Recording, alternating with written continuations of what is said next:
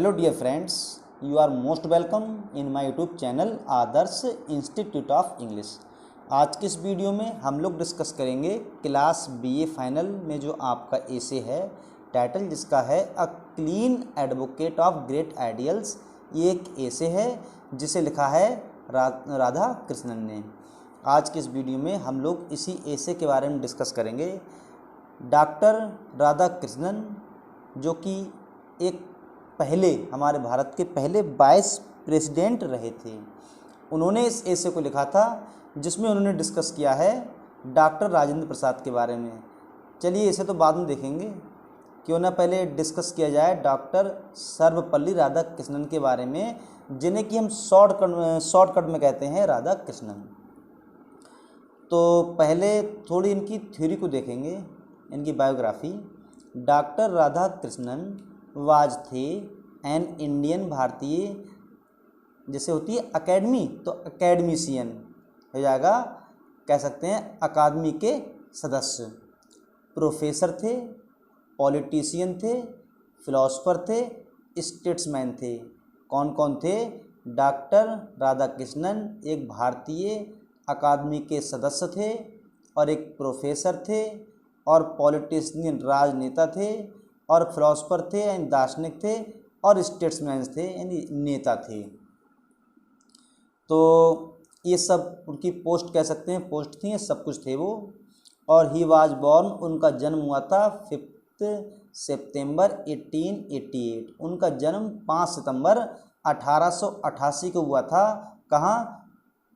ये उनका प्लेस था थिरुट्टनी, मद्रास, तमिलनाडु, इंडिया। मतलब थिरुट्टनी, मद्रास, तमिलनाडु, इंडिया में यहाँ पर उनका जन्म हुआ था। किनका? डॉक्टर सर्वपल्ली राधाकृष्णन का। ही वाज डेड, उनकी मृत्यु हुई थी 17 अप्रैल 1975 और उनकी मृत्यु 17 अप्रैल 1975 को हुई थी मद्रास, तमिलनाडु इन इंडिया में।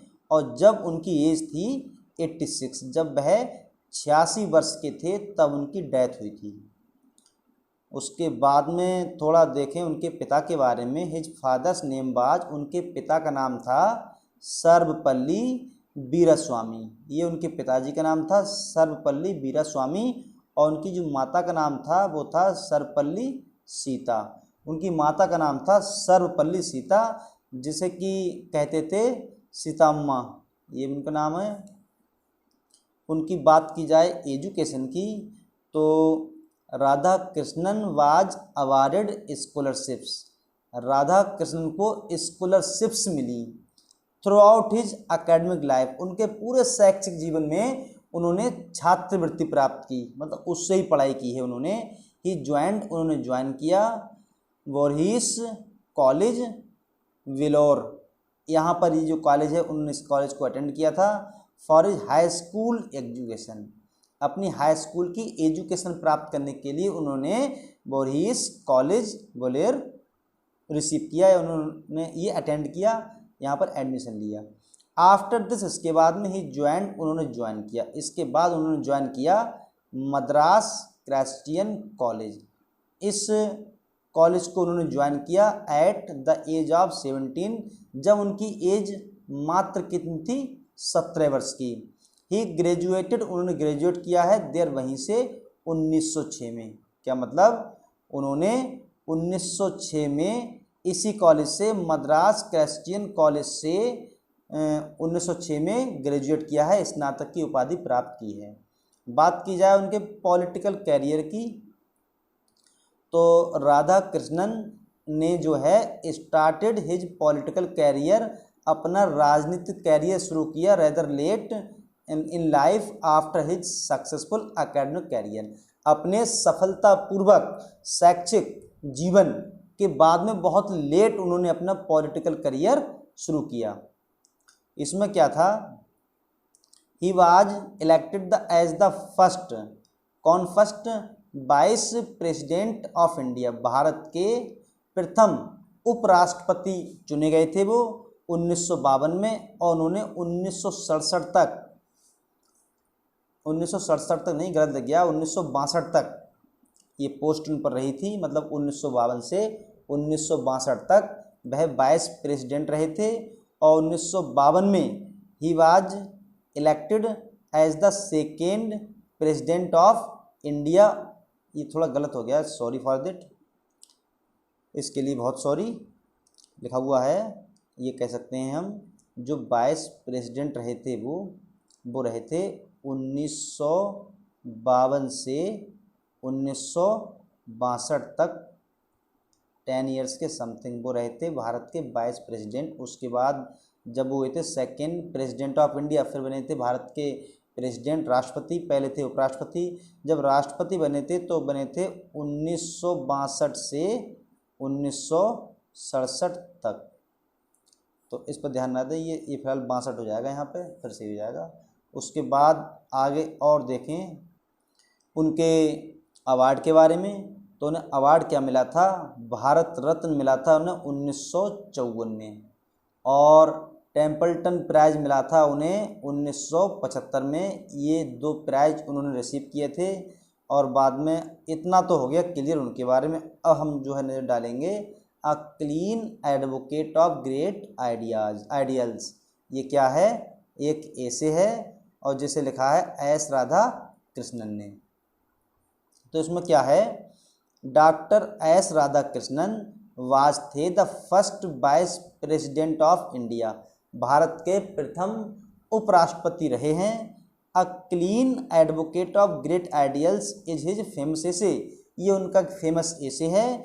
इन दिस एसे, इस एसे में राधा कृष्णन डिस्क्राइब्स वर्णन करते हैं अबाउट डॉक्टर राजेंद्र प्रसाद। इस एसे में वह डॉक्टर राजेंद्र प्रसाद के बारे में वर्णन करते हैं। हम ये कह सकते हैं जो एसे लिखा हुआ है, लिखा किसने है, डॉक्टर सर्वपल्ली राधाकृष्णन, इन्होंने लिखा है ये एसे।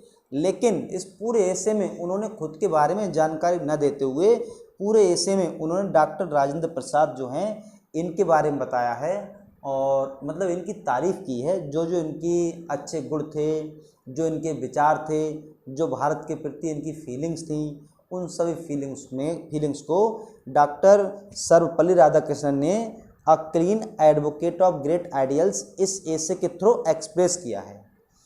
तो वो क्या कहते हैं,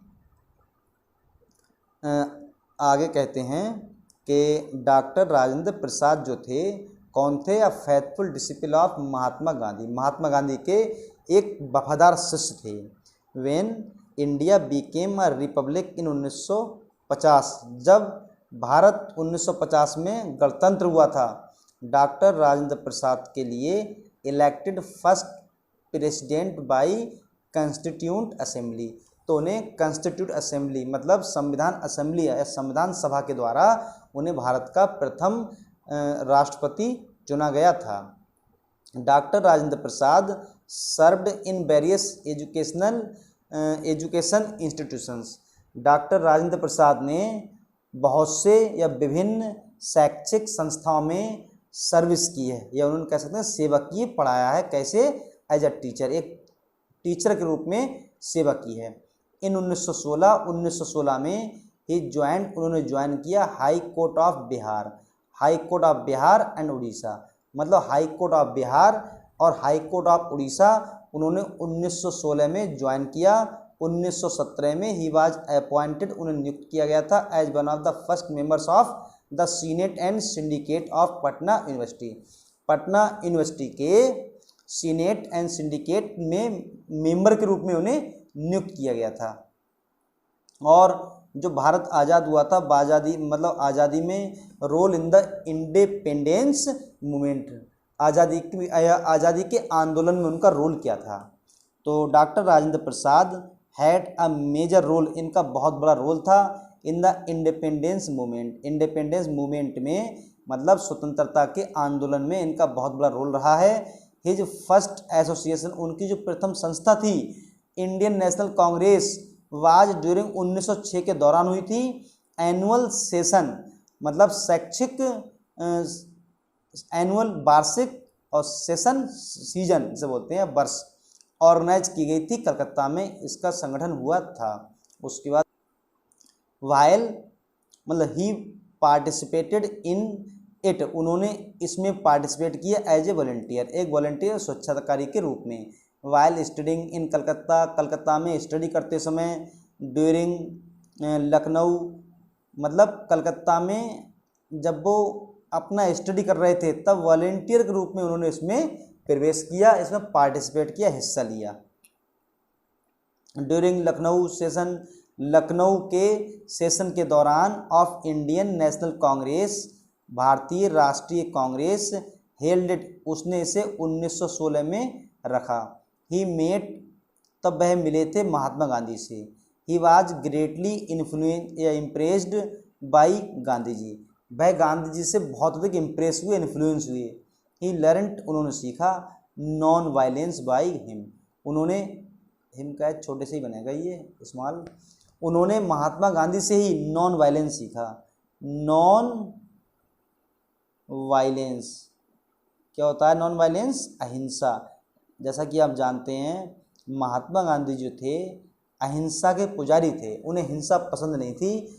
तो जब डॉक्टर राजेंद्र प्रसाद महात्मा गांधी जी के कांटेक्ट में आए और उनसे बहुत अधिक इन्फ्लुएंस हुए, इससे उन्होंने क्या सीखा? Non violence. उन्होंने भी अहिंसा को सीखा और अपने जीवन में अहिंसा को एक बहुत बड़ा स्थान दिया। तो क्या था? बिकॉज ऑफ गांधी जी, गांधी जी के कारण ही डॉक्टर राजेंद्र प्रसाद ने पार्टिसिपेटेड, हिस्सा लिया इन इंडिपेंडेंस मूवमेंट, मतलब स्वतंत्रता के आंदोलन में हिस्सा लिया। He was awarded Bharat Ratna for this, इसी के लिए उन्हें भारत रत्न मिला था। उसके बाद according to doctor Rajendra Prasad, doctor Rajendra Prasad के अनुसार वो क्या चाहते थे? तो according to Prasad, doctor Rajendra Prasad के अनुसार there are some reasons of war, उनका कुछ मानना ये है कि जो हमारे देश में कहीं भी, देश में क्या कहीं भी अगर युद्ध होते हैं तो उनके कुछ रीजन्स होते हैं। These causes should be removed, और जो कारण है इसके, जिन कारणों से युद्ध होता है उन कारणों को किसी न किसी प्रकार से हमें समाज से हटाने का प्रयास करना चाहिए ताकि हमारे समाज में युद्ध ना हो। क्योंकि जब युद्ध होते हैं तो बहुत सारे जन कह सकते हैं लोगों की हानि, लोग मारे जाते हैं, प्रॉपर्टी खराब होती है, देश को हानि होती है। तो अगर इन सब से बचना है तो युद्ध रोकना पड़ेगा या युद्ध रोकना चाहिए। और अगर युद्ध रोकना है तो इसके लिए क्या किया जाएगा? युद्ध के जो रीजन हैं उन्हें हमारे समाज से हटाना चाहिए। तो रीजन कौन कौन से हैं? रीजन्स आर फॉलोइंग्स, ये रीजन्स हैं उसके कौन कौन से? पहला फियर, डर। पहली चीज़ तो डर जो है नहीं होना चाहिए। डर का मतलब किसी भी तरह का डर हो सकता है। देश को, जैसे मान लिया युद्ध होता भी है या दो लोगों में लड़ाई हुई मान ली किसी में, तो वो आपस में एक दूसरे से डर होता है कि मतलब कोई रिस्क होता है या खतरा होता है या उनके अंदर कोई ऐसी फीलिंग्स होती हैं कि मुझे इससे कोई खतरा जो है, कोई डर है, तो वो आपस में सोचते थे। कहीं कहीं बात पहुंच जाती है मर्डर की, इसका मर्डर कर दूँ, कहीं ऐसा ना हो इससे मेरा कोई हानि हो जाए।